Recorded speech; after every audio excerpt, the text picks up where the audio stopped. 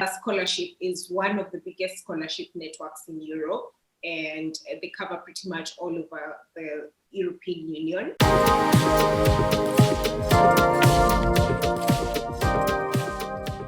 Hey everybody, thank you so much for taking Study Abroad with Anne, where I share information about studying abroad and from my own personal experience and from the experiences of those that I know. Hashtag international students making it, hashtag dreams come true. And today I'm joined here with Nduta, who she will introduce herself. And we met in Clubhouse actually, and she's really doing amazing on her stuff, nutrition, and also received some good scholarship currently, which you'll talk about. So Nduta, if you can just go ahead and introduce yourself, which country you're from, and where you are currently, and what you're doing. Hi, thank you so much for inviting me over here. My name is Nduta Wambura. I am the current Kenyan country representative for Erasmus Mundus Association.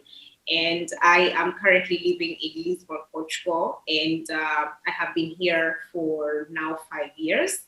I came here in 2015 to study my master's in clinical nutrition under the Erasmus Mundus program, for which it took 2 years. So it was between 2015 and 2017, after which I graduated, and I loved this country and decided to go home and then come back and try and settle in over here. So it's been a span of 5 years. It's going to 6 years now. So I'm excited to be here. Thank you so much for inviting me. Oh yeah, thank you. Thank you for joining. And that is interesting. So you've been in Portugal for 5 years and you went for your master's. So that means you've been working for the past 3 years in Portugal. That's right. I've been working for the last 3 years. So what happened is, when I finished my 2-year period as a student, usually European countries, most European countries anyway, if you finish a postgraduate in whichever the European country, they would allow you like a 1-year work visa stay, for which you're allowed to look for any job that you would like. And that is what I actually did. So after 2017, I came back and, changed from my student visa to my work visa. And I was able to get hired by an international company, actually an American international company. Interesting. Wow. Yeah, so I integrated very well, and since then it's been 3 years. I'm still here. I love it actually, and I've been able to move around the country because my studies were in the University of Porto, which is in the north of the country, and then I got a job in the south of the country, which is the Algarve, the famous place where Afro Nation happens. Because I didn't know that. Just to start, so you said you went to Portugal for your master's. So that means, where did you do your undergraduate? And then what was the period between your undergraduate and master's? Okay, so yeah, I did my undergraduate in Kenyatta University. I'm not sure whether you know Kenyatta University, but I mean, of course, I went to UON. So yeah, I studied in Kenyatta University, where I did my Bachelor in Science in Food, Nutrition, and Dietetics. That was for 4 years. And then I went to work after graduating, and also decided to do an MBA in project management in process. So, in the same campus, and coming now to Portugal, this was my second master's, just to top up into my nutrition field and that kind of thing. So yeah, Kenyatta University is my alma mater, and it's actually the reason why I even came to Portugal, because wow. The Erasmus Mundus Scholarship was an integration or a cooperation between Kenyatta University and the University of Porto. So that was just why I came over here. I love my alma mater for that. Yeah, that's wonderful. Wow. So you said you finished undergrad and you did your MBA after working. Working. So okay. I graduated. I don't want to say the year because everybody's going to be like, she's so old. Anyways. You don't look old, so that's a good thing. Anyway, it's not that long ago. It's 10 years ago. So I graduated in 2010. And Wow. I know it's a bit too long when I say it now. Oh my goodness. Okay, but I graduated in 2010, and then of course, the hustle and bustle of Kenya looking for a job and integrating into the Yeah. system, just a bit hectic. So Mm-hmm. I was lucky enough. I did a little bit of entrepreneurship on the side, as well as now worked in hospitals. I Mm-hmm. did a bit of work in Thika District Hospital, in Rido Hospital, and then in Mata Hospital. And what I was doing was basically project management of food security projects. And so Mm-hmm. that part warranted me to do an MBA in project management, because I needed to learn how to manage the food security projects. Because as much as Yeah. I have the nutrition aspect of it, I didn't have the project management aspect of it. So over the years, I saw it very, very crucial for me to study the MBA in project management. And then, as it is, an opportunity arises, another opportunity arises for MSc Yeah. and I jump on it like this. So yeah, Mm-hmm. that's it. Yeah. Wow, that's really amazing, and I definitely agree in terms of like finishing school in Kenya and then the job hustle. And it's really good to see that when you're in campus, you're very active, you got involved in a number of stuff. So when did you actually decide that you wanted to study abroad? When did you know about the Erasmus Mundus Scholarship? When did that dream come? Yeah. So you know what? A funny story is that my mom keeps reminding me of this actually. When I was in high school, just after finishing my high school, I had this dire need to actually apply for a green card. Like I wanted the life abroad. I actually fancied it a lot. And as young as I was, I pushed her that I wanted to apply for a green card on my own. And she Wow, was you're crazy. that is crazy. You just wanted to America, right? Yeah, and of course I didn't get it because, come on, I was too young by the time. I was all alone. Of course, it was, Mm-hmm. that here, not there. But that is when I actually started fancying, living abroad and the life abroad. And I was very curious about how that would feel like.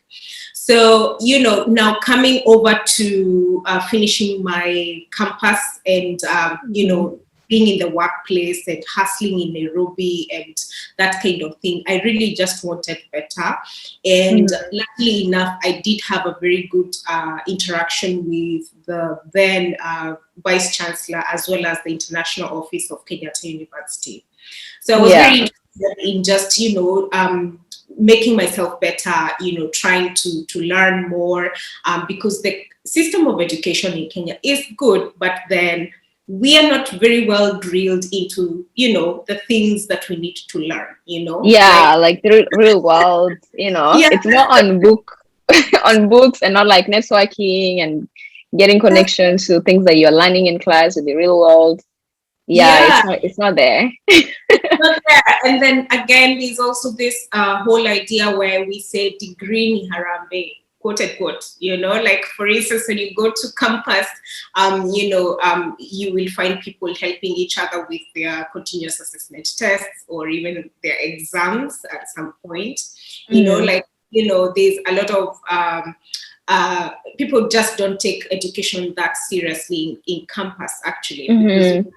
that we would open up one semester. At the start of the semester, there are very few people in campus, and they will only come in when the first continuous assessment test is going to be done. But yeah, I definitely agree on that. And I think it's also because professors do not they do not encourage students to be involved in things in the real world. Even when you want an internship, sometimes you have to bribe or pay for a professor to write for your recommendation letter. It just doesn't make sense.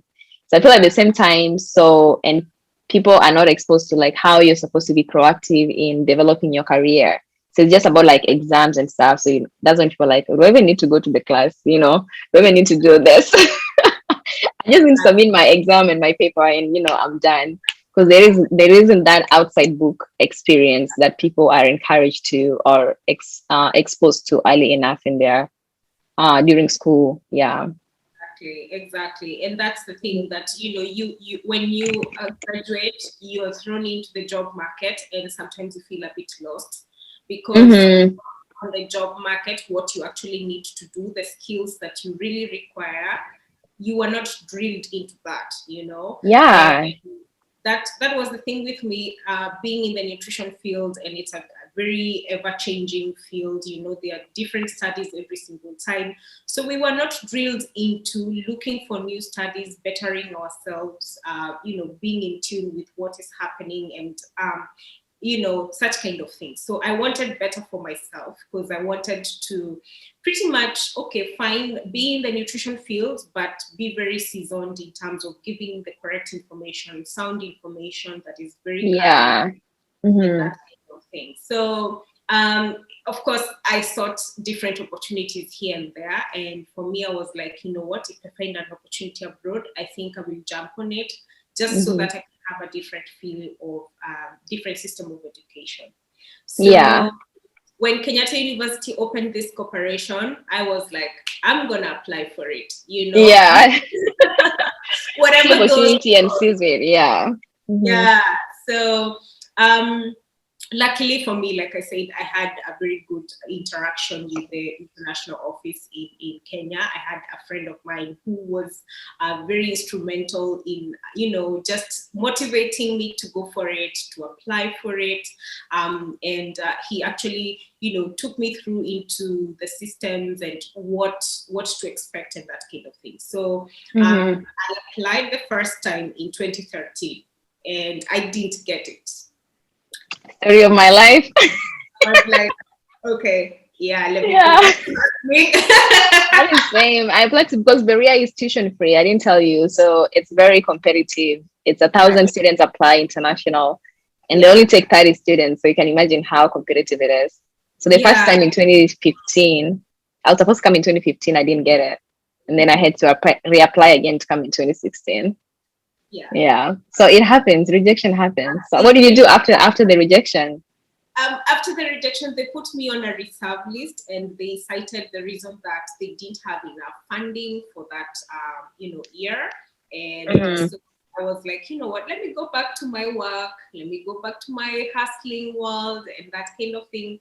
And come 2014, they reopened the opportunity, and I was like, you know what, I'm going to give it a new shot and see what Mm-hmm. happens.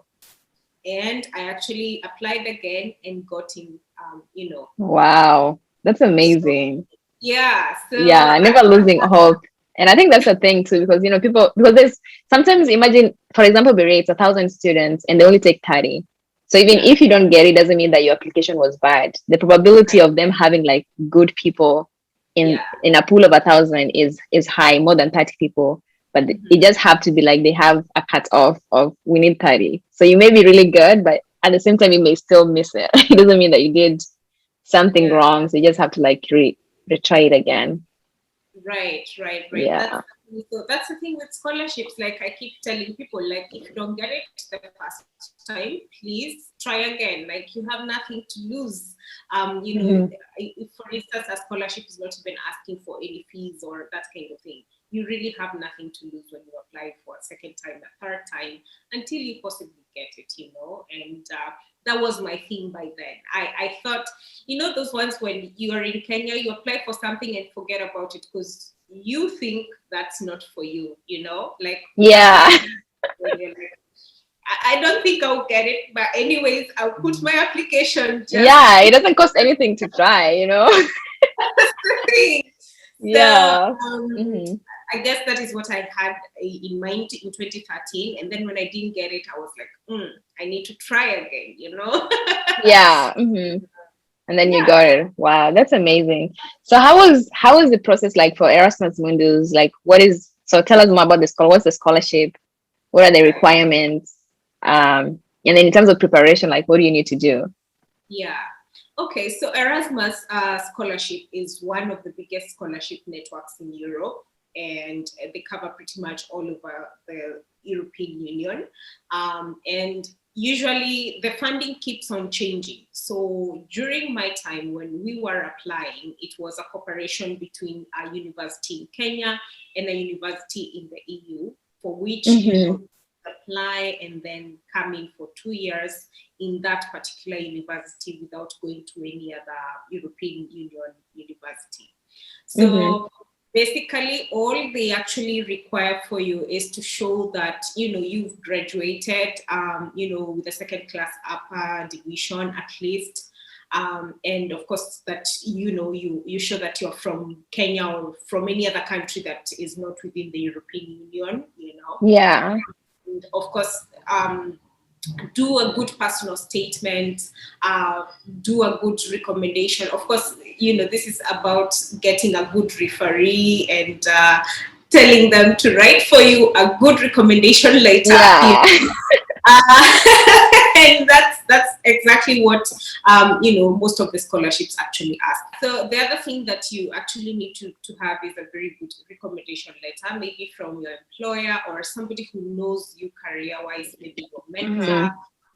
Of course, these are things that they will stipulate in very clear terms when you're looking at the catalog of Erasmus Mundus master's joint programs. So currently, so that was there. So currently, we need to speak about the current structure. So what happens now is that they will have different scholarships. So for instance, when you go to the page, the Erasmus Mundus page, you will find that, for example, they have a European Master in Tourism. So all the master programs you will find there, they are organized by a consortium of groups of universities that have come together to make that master's happen. So for example, they will say masters in tourism, will be studied maybe in Porto, will be studied in France, Italy, and maybe Germany, for instance, right? So when you go to that website and you apply to the Masters in Tourism, you're applying to the consortium and not necessarily the university. So you apply to the consortium that's organizing that Masters, and then you will choose what type of mobility you want, which means that the Masters is for 2 years. So maybe the first year, you say that your first semester, you will spend it in France. Wow, this sounds really fun. It's quite a whole lot of fun, for sure. Wow, okay. Yeah, and then the second semester, you say maybe you go to Porto, and then the third semester, maybe you go to Germany, and then the fourth semester, maybe go back to the country you started in France, or any other country of your choice. And all the studies that you will do in all those universities will culminate into now you graduating with a master's in tourism, Wow, so that sounds really fun. So you actually get to study in multiple countries for the same program. That's a really good experience, and just like having that opens your global mindset. And I think that is really needed now. Wow. Yeah. So, I mean, and the good thing about it is that they will fund for pretty much everything, your visa costs, your flight from Kenya to Europe, and also, they will also give you a stipend for every single month. They will give you some money for your upkeep, at least 1,000 euros or thereabout. And of course, transition fees, depending on the program, they will give you transition fees. Maybe you're moving from France to Porto or from Porto to Germany. Of course, the beauty of Europe is that it's very easy to go around. So you can go around by trains or very cheap flights and that kind of thing. So that's the beauty of Erasmus. And it's been going on since 1987, and we have now. Yeah, it's amazing. I'm really amazed. I'm like, wow, if I was in Kenya, I would apply for this. Sure. I was doing my master's, yeah. Yeah, so it is very competitive. Of course, with these parks, it's a very competitive program. So you have to put your best foot forward and, of course, let them know, why do you really, really want to come and study? Why are you the best candidate for this particular program? because we are spending all this amount of money on On you. you. You Yeah. need to ask why you and not anyone else. Yeah. So So in that manner, what kind of does leadership and like community involvement play a huge role in that, or is it just being passionate about what you want to do? Well, the thing is for instance, maybe you're coming to study, say, a master's in circular economy or whatever it is. So you need to show that maybe your background has been on circular economy in Kenya, and there's a certain gap that you found and you want to bridge. And for you to come and study the master's in circular economy in Europe will help you go back to your country, for instance, and bridge that gap. Bridge that gap. Yeah. So they're very, very keen on things like SDG goals. For instance, if you're trying to put up your motivation statement and you tell them that you've been working on maybe equity in health, for instance, then they will be very interested in that. Maybe you say that you want to come and benchmark here in Europe, such that when you go back to Kenya, you can make the Kenyan health systems much better, much more to people and that kind of thing. So they're very keen on certain aspects, for instance, equity in health, SDGs, for instance. But then again, of course, it really depends with the amount of funding that they have, as well as any cooperations they might have with universities back home. So, for example, if they have an agreement of a memorandum of understanding with, say, like the University of Nairobi, they will now have more students coming from the University of Nairobi as opposed to any other university. So, okay. So does that mean that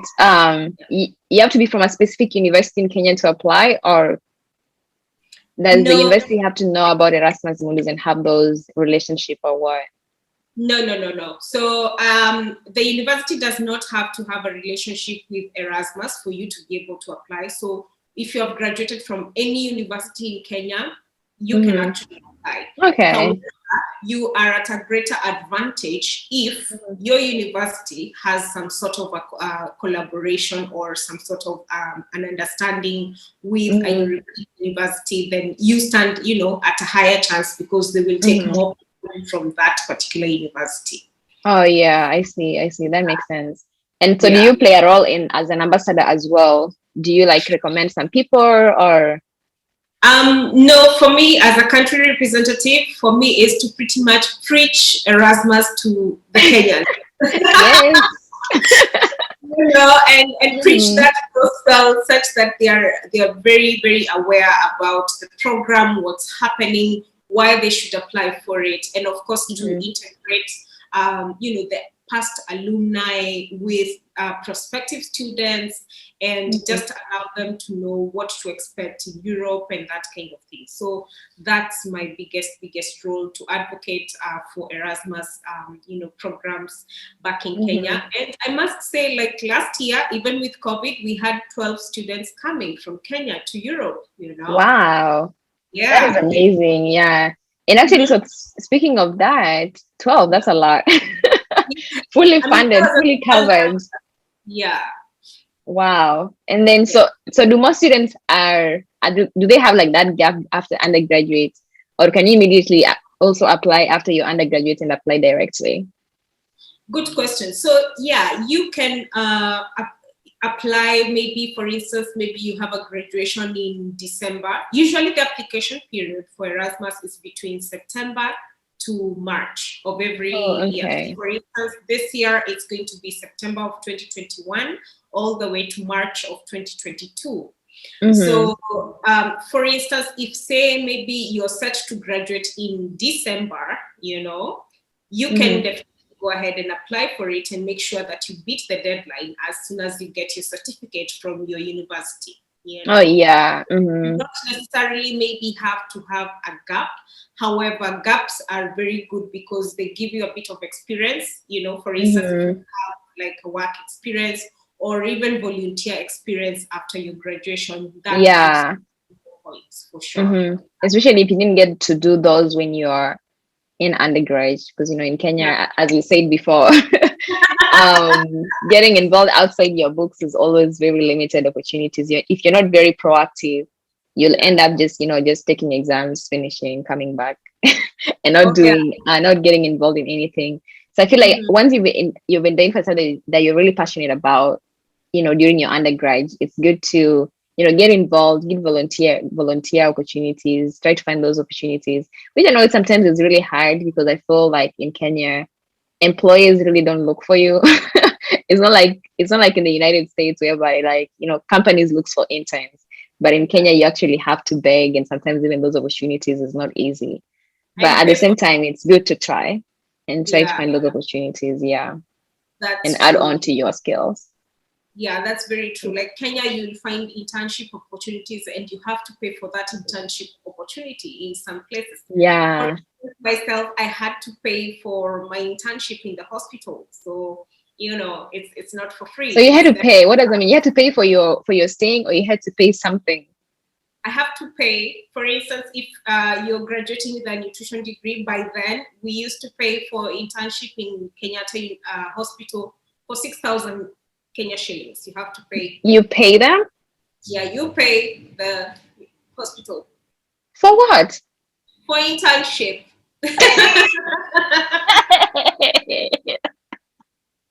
And they're not even paying for your housing, for your transport, but you still have to pay them 6,000? Oh yeah. That is messed up. I know.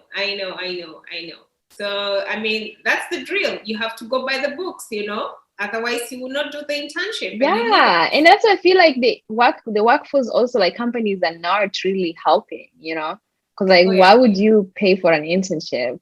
At least it could be unpaid, and then I just have to figure out like my housing and my traveling and stuff. That's the situation here. It's either paid or unpaid. Yeah. And usually most like non-profits do not pay, because they don't have enough funding, but they wouldn't ask you for money to pay for internship. Of course, there are those companies that you will go and you will not pay. But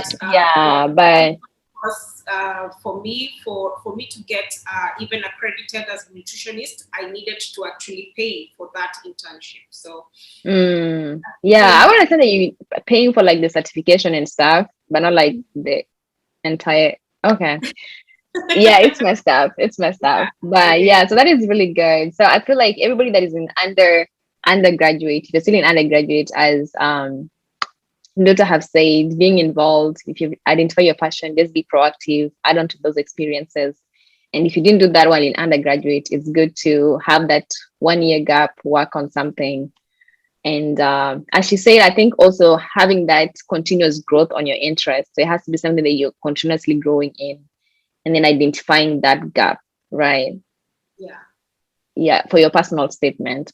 So do you have like any like general, because I think you definitely like touched on it, being able to, you're seeking opportunity to grow and offer solution. Any other more like additions on personal statement on how to approach that? Because I think that's a big thing on applications. Yeah, it is.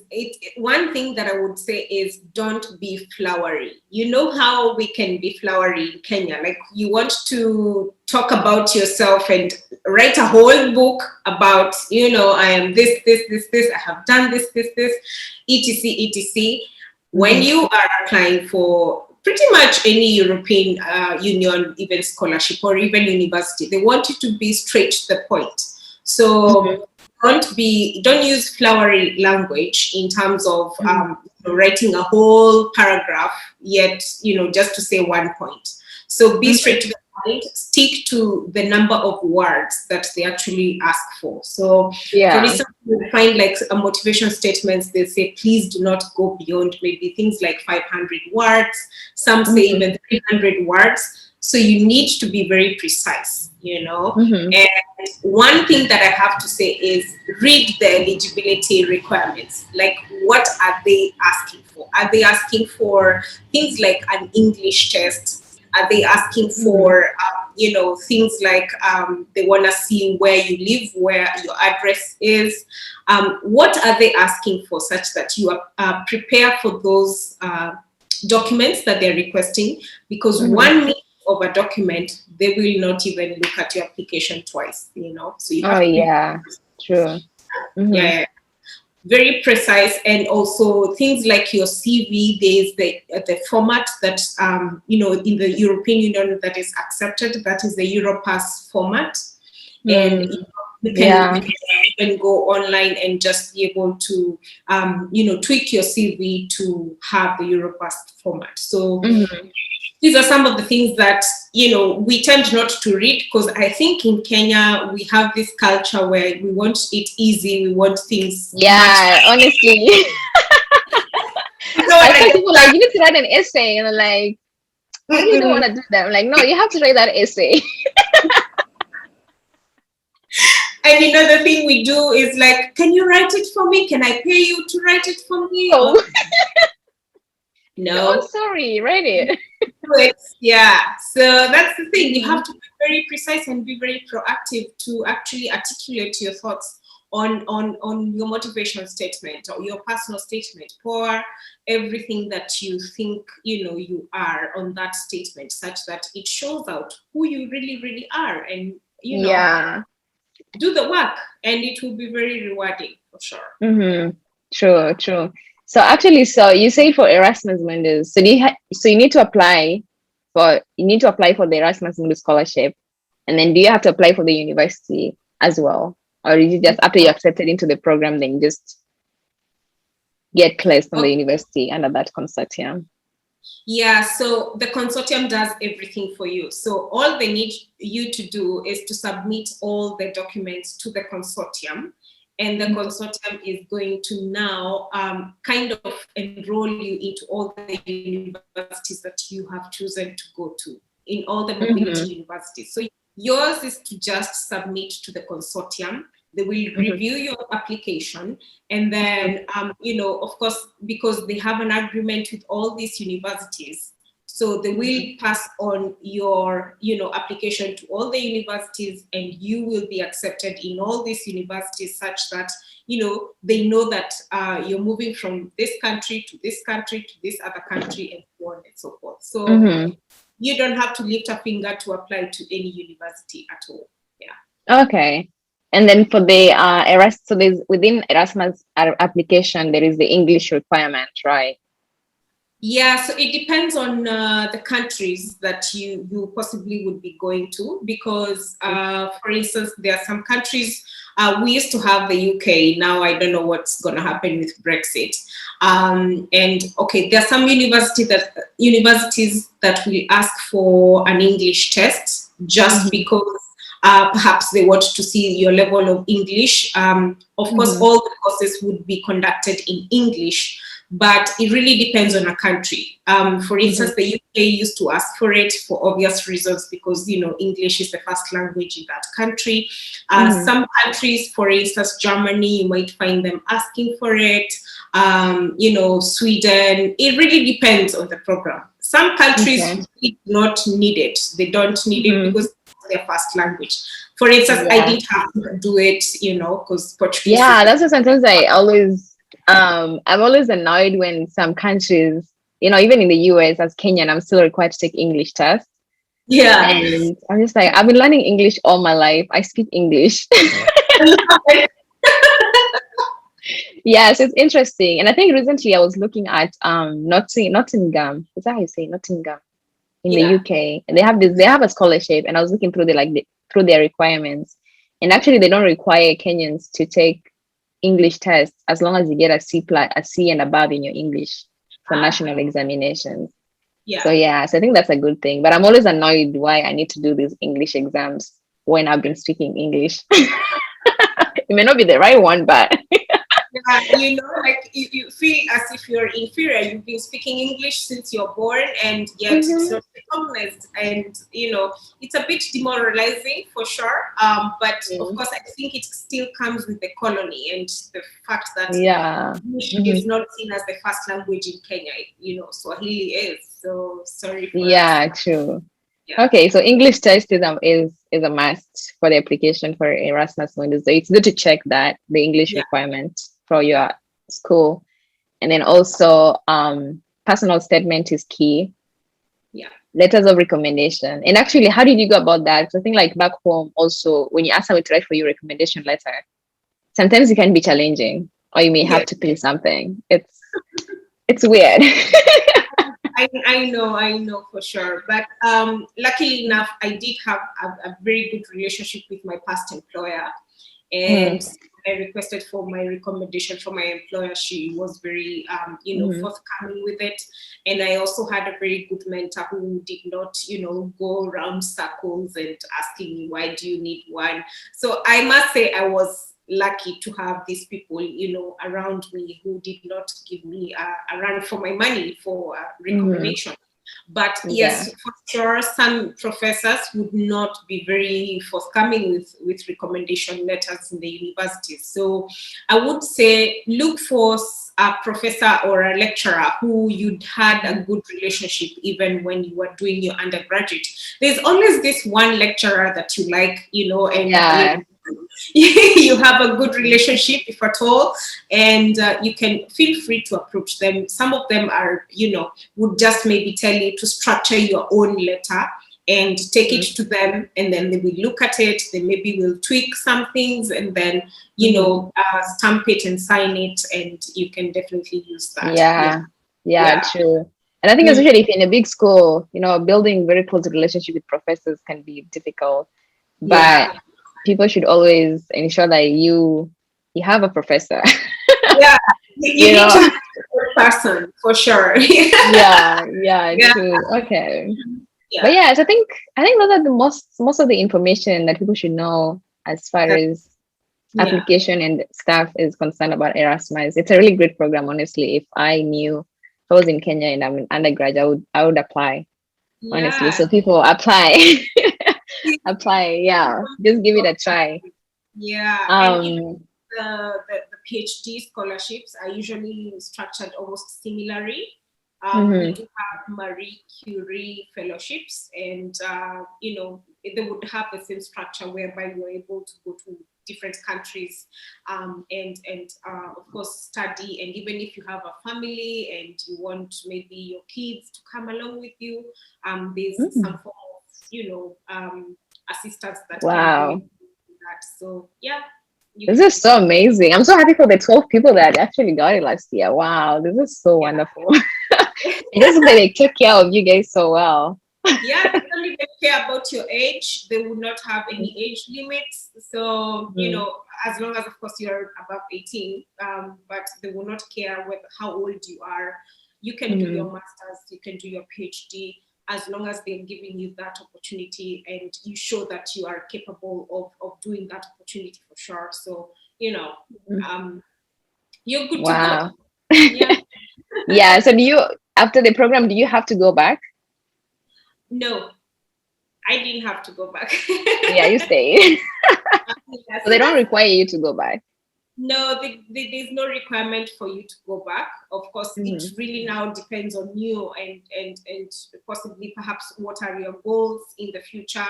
Would you like to go back to Kenya and maybe work from Kenya? Or if you want to look for an opportunity here in Europe, it's very, very much possible for you to do that. And that's the beauty about the Erasmus mobility, whereby you go to different countries and you're able to see whether a country, whether you would like to stay there, So that's the beauty of it. So you don't have to necessarily go back.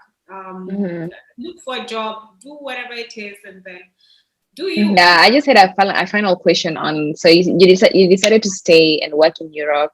So how was the the work visa process? Because definitely in America it's a little complicated. It's a little tough. So how is that process in the US? Is it easy? Are there like requirements? Because here so far, if you're not teachers, I think get their H1B or work visa easily. But other majors, it's a little bit tricky. STEM, it's maybe a little easier. Okay, so that it really depends on the country for one.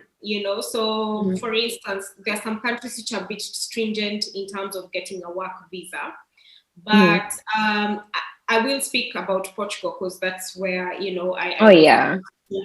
mine. So usually with Portugal is that when you graduate with a postgraduate degree from the country, they give you an opportunity to apply for a work visa for you to look for any type of work for 1 year, So which meant that I graduated in 2017. I still was on a student visa.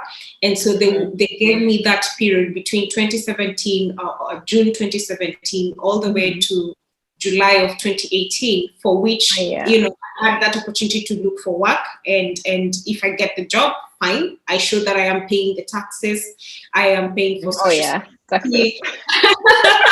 All the fireworks, Yeah. And then now, if you do get a job, good for you. Make sure that all your papers are going and you're good to go. You're not, against the government rules. And after that, it becomes a bit easy to integrate because you're paying taxes. The government that wants to see you're paying taxes, you're paying social security. You are capable of making sure that, you have housing, you are not homeless. So it was, I must say, it was both easy and difficult at the same time because one, they require to see quite a number of documents from you. So for instance, for me to change to a student visa, from a student visa to a work visa, I needed to show that I have no criminal record from Kenya. So I needed to get a criminal record. Wow. Really? Oh, yes. Okay. And also that I am not a criminal in Portugal. I do have an address that is verified. I have a tax number. I have a social security number. I have a work contract, and all these requirements are what might delay you. So, they tell you these are the documents we need. If you show you have these documents, good, we will put you into our system. But if you don't, then sorry, we cannot do anything for you. So these are the things that, I must say that were a bit stressful at the first time. Because of course you're here, but you need to get a criminal record certificate from Kenya. So you have to. Yeah, that's interesting. They don't require us to do that from here. Oh yeah. Here you will definitely have to show whether you're a criminal or not. So that's one of the major things. That is interesting. And then so for the work, is the company who's the one applying for your work visa, or do you actually just go through the immigration to apply for this visa? Because in America, it's like the company has to give you that sponsorship. Like they have to sponsor or pay for your work visa, actually. Yeah. Okay. So it really depends. Some companies here will tell you they have no capability of sponsoring you. So which would mean that they will give you like a promissory offer for a job. And they tell you that you can use that contract to go to the immigration yourself, show them you have the contract, apply for the tax, apply for the social security, etc., and then go there yourself. And then if the immigration accepts that, your documents are legit, they will give you a work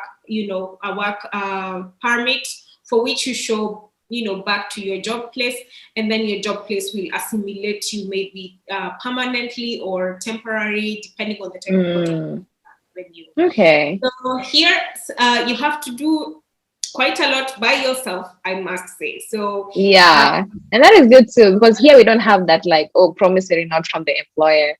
If the employer is not sponsoring, then you can't do anything about it. So that's a good side of Portugal, I suppose. It's a good side, and it's both good and bad because your employer tells you that they cannot take you in if the immigration has not said yes. Then you stand a chance of losing your job and going back home. And then you have to get all these documents. So you have to liaise with the embassy, to help you with things like criminal record certificates, and that can be a bit tedious. It can be quite tedious. Yeah, true. Yeah, definitely. Yeah. Well, thank you so much. This was very informational, and Yeah. Thanks for your time. Yes. Portugal. So now if I'm to come to Portugal, I know Come and I know visit I soon. have a tour guide.